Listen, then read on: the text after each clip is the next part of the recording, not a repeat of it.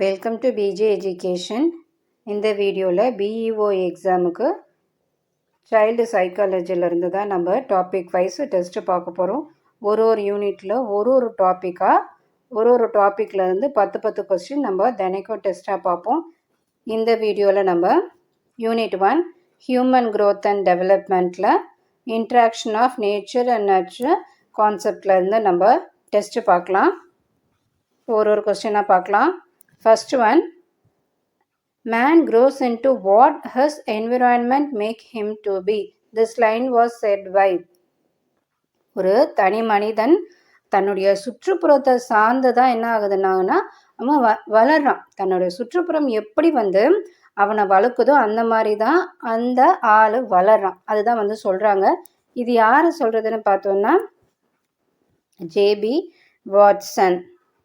So இவர் என்ன சொல்கிறாருன்னா, ஒரு ஹியூமன் பீயிங்ஸ் எப்படி ஒரு ஒரு ஷேப் ஆகுறாங்கன்னா தன்னை சுற்றி இருக்க அந்த சரௌண்டிங் தான் என்ன பண்ணுதுன்னா ஒரு ஹியூமன் பீயிங்ஸை ஒரு அவங்களுடைய பிஹேவியர் எல்லாத்தையும் ஒரு ஷேப்பு கொண்டு வர்றது யாருன்னா இந்த சரௌண்டிங்ஸ் தான்.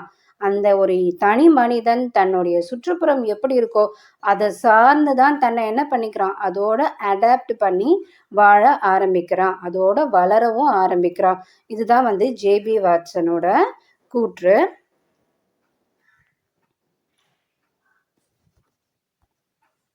செகண்ட் கொஸ்டின் பார்க்கலாம். That every incident at each stage of our life takes place as determined by the joint effect of heredity and environment. This practical truth was suggested by whom? ஒரு தனி மனிதன் தன்னுடைய வாழ்வின் ஒரு கட்டத்திலும் ஒரு சம்பவமும் எப்படி நடக்குதுன்னா பரம்பரை, அதாவது ஹெரிடிட்டி மற்றும் சூழலின் கூட்டு விளைவால் தான் நடக்குது. Every incident at each stage of our life, நம்ம லைஃப்பில் ஒரு இன்சிடெண்ட்டும் ஒரு ஸ்டேஜ்லேயும் எது தீர்மானிக்குது? ஹெரிடிட்டி அண்ட் என்விரான்மெண்ட்டோட கூட்டு விளைவு தான் தீர்மானிக்குது. அதோட தீர்மானத்தின்படி தான் ஒரு மனிதன் என்ன ஆகுது, தன்னுடைய வாழ்க்கையில் ஒரு இன்சிடெண்ட்டும் நடக்குது. இதை சொன்னது யாருன்னா MacIver and page.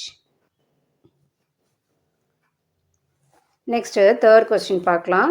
Heredity is refer to as dash, environment is refer to as டேஷ்னு இருக்கு. Heredity nature, environment nurture. So அப்போது கரெக்டான ஆப்ஷன் எங்கே இருக்கு? டீல தான் இருக்கு, நேச்சர் அண்ட் நர்ச்சர். ஹெரிடிட்டி இயற்கை, நேச்சர். என்விரான்மெண்ட் நர்ச்சர், என்விரான்மெண்ட்டோட தூண்டுதலின்படி தான் இந்த நர்ச்சர் இருக்கு. ஹெரிடிட்டி பார்த்தோம்னா நேச்சர். அடுத்தது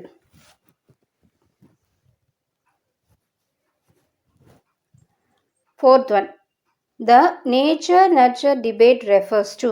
ஸோ இப்போ தான் நம்ம பார்த்தோம் நேச்சர்னா என்ன, ஹெரிடிட்டி சொல்லலாம், இல்லைன்னா ஜெனட்டிக்ஸ்னு சொல்லலாம், நர்ச்சர்னா என்விரான்மெண்ட்னு சொல்லலாம். அப்போது ஆப்ஷன் ஏ தான் ரைட்டான answer.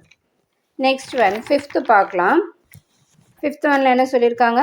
Which psychologist is most strongly associated with nurture based explanation of behaviour. இது யாருன்னு பார்த்தா பிஎஃப் ஸ்கின்னர் தான். இவர் என்ன சொல்கிறாருன்னா ஒரு ஹியூமன் ஆக்ஷனும் எதை சார்ந்து இருக்குன்னா தன்னுடைய அந்த என்விரான்மெண்டல் கண்டிஷனை சார்ந்து தான் இருக்குது. ஒரு மனிதனை நம்ம நினைக்கிற மாதிரி மாற்ற முடியும். அந்த சுற்றுப்புறம் என்ன பண்ண முடியும், அந்த மனிதனை அந்த சுற்றுப்புறம் எப்படி இருக்கோ அது மாதிரி அந்த மனிதனை மாற்ற முடியும். எப்படி? Through the process of operant conditioning. அவருடைய தியரி ஆப்ரேட் கண்டிஷனிங் மூலயமா இந்த கான்செப்டை சொல்கிறாரு. Rewards and punishment. So rewards and பனிஷ்மெண்ட்டை மட்டுமே கொடுத்து என்ன பண்ண முடியும், ஒரு மனிதனை எந்த மாதிரி ஷேப்புக்கு நம்ம கொண்டு அந்த பிஹேவியரை எந்த ஷேப்புக்கு கொண்டு வரணும்னு நினைக்கிறோமோ அது கொண்டு வரலாம். இது பிஎஃப் ஸ்கின்னரோட theory. Next one, twin studies are most commonly use to study. Twin studies இது நேச்சர் அண்ட் நர்ச்சர் டிபேட் தான். அதாவது 2 ட்வின்ஸ் இருக்காங்க. ஸோ 2 பேர் ட்வின்ஸ் இருக்கும்போது அவங்களுக்கு அந்த ஜெனட்டிக் கேரக்டர்ஸ் எப்படி இருக்குது, எந்த அளவுக்கு வந்து ஷேர் பண்ணிக்கிறாங்க. இப்போ ஐடென்டிக்கல் ட்வின்ஸ்னால் 100% சிமிலர் கேரக்டர் இருக்கும். இது எதன் மூலிமா வந்தது? அந்த ஜீன் மூலிமா வந்தது. இதே ஃபெட்டர்னல் ட்வின்ஸ்னு சொல்லும்போது அவங்களுக்கு 50% வந்து அந்த ஜீன் ட்ரைட் வந்து ஷேர் ஆகும். ஸோ இதுதான் வந்து தியரி. அதை எதை பேஸ் பண்ண theory? Nature and nurture debate theory தான். அடுத்தது 7th ஒன் பார்க்கலாம். Who proposed the behavior is the result of reinforcement favoring nurture. இப்போ தான் நம்ம சொன்னோம். ஸோ ரீஇன்ஃபோர்ஸ்மெண்ட்னா ரிவார்டு மூலியமாக ஒரு பிஹேவியரை நம்மளால் என்ன பண்ண முடியும்? மாற்ற முடியும். இது சொன்னது யாருன்னா பிஎஃப் ஸ்கின்னர் தான் சொல்லியிருக்காரு. அவருடைய எக்ஸ்பெரிமெண்ட் தெரியும், ஸ்கின்னர் பாக்ஸ்ன்ட்டு. ரேட் அண்ட் பீஜன் மேலே இந்த எக்ஸ்பெரிமெண்ட்டை கண்டக்ட் பண்ணி அவர் சொல்லியிருக்காரு.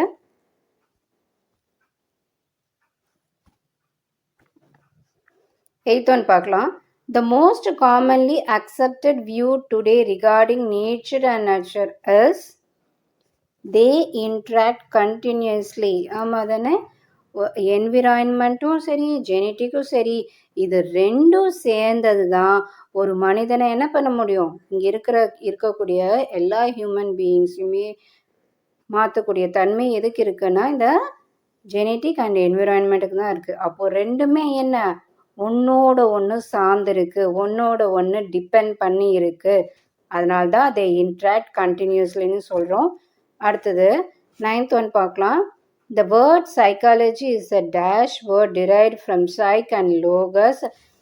இது எந்த லாங்குவேஜ்லேருந்து டிரைவ் பண்ணியிருக்காங்கன்னு சொல்கிறாங்க. இது எந்த லாங்குவேஜ்னா க்ரீக். அதாவது சைக் அண்ட் லோகஸ் இது வந்து க்ரீக் லாங்குவேஜை சார்ந்தது.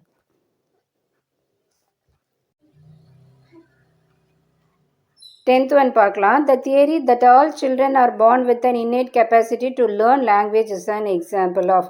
எல்லா சில்ட்ரனும் பிறக்கும் போதே ஒரு எபிலிட்டி, ஒரு கெப்பாசிட்டியோட பிறக்கிறாங்க. எந்த லாங்குவேஜ் வேணாலும் அந்த குழந்தையால் என்ன பண்ணிக்க முடியும்? கற்றுக்க முடியும். இப்போது வீட்டில் ஒரு லாங்குவேஜ் பேரண்ட்ஸ் கிட்டேருந்து வீட்டில் ஒரு லாங்குவேஜ் ஒரு குழந்தை கற்றுக்குது. அதே குழந்தை ஸ்கூலுக்கு போனதுக்கப்புறம் ஸ்கூலில் இருக்கக்கூடிய லாங்குவேஜை என்ன பண்ணிக்க முடியுது? அந்த குழந்தையால் ஈஸியாக வந்து கற்றுக்க முடியுது. ஏன்னா அந்த குழந்தை பிறக்கும் போதே அந்த இன்ஹெரிட் எபிலிட்டியோடையே பிறக்குது. எந்த லாங்குவேஜ் வேணால் கற்றுக்கக்கூடிய அந்த திறன் அந்த குழந்தைக்கு பை நேச்சராகவே இருக்குது. இதுதான் என்ன சொல்கிறாங்கன்னா நோம் சோம்ஸ்கி அவர் தான் வந்து இந்த எக்ஸ்பெரிமெண்ட் கண்டக்ட் பண்ணி இந்த லாங்குவேஜ் டெவலப்மெண்ட்டை பற்றி தியரியை அவர் சொல்லியிருக்காரு. அவர் என்ன சொல்கிறாருன்னா எல்ஏடி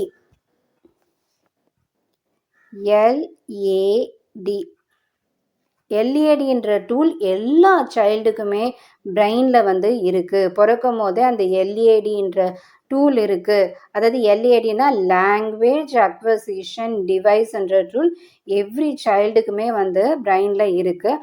அந்த டூல் தான் எல்லா குழந்தையுமே ஒரு லாங்குவேஜை கற்றுக்கிறதுக்கு என்ன ரூல்ஸ் இருக்கோ அது ஈஸியாக அந்த குழந்தையால் கற்றுக்க முடியுது. ஒரே டைமில் 2 லாங்குவேஜை கூட என்ன பண்ணிக்க முடியுது? ஈஸியாக வந்து கற்றுக்க முடியுது. ஒரு அதுதான் சொல்கிறோமே, பேரண்ட்ஸ் கிட்டேருந்து ஒரு லாங்குவேஜ் கற்றுக்குறாங்க. இதே வெளியே போகும்போது தான் ஃப்ரெண்ட்ஸ் வேறு லாங்குவேஜ், அந்த ஃப்ரெண்ட்ஸ் கிட்டேருந்து ஒரு லாங்குவேஜ் கற்றுக்க முடியுது. அப்போது ஒரு சைல்டு பிறக்கும் போதே அந்த கெப்பாசிட்டியோட பிறக்குது. ஓகே, அப்போது இதுக்கு ரைட்டான ஆன்சர் என்ன? Nature based argument. Nature based argument தான் கரெக்ட். அதாவது பி.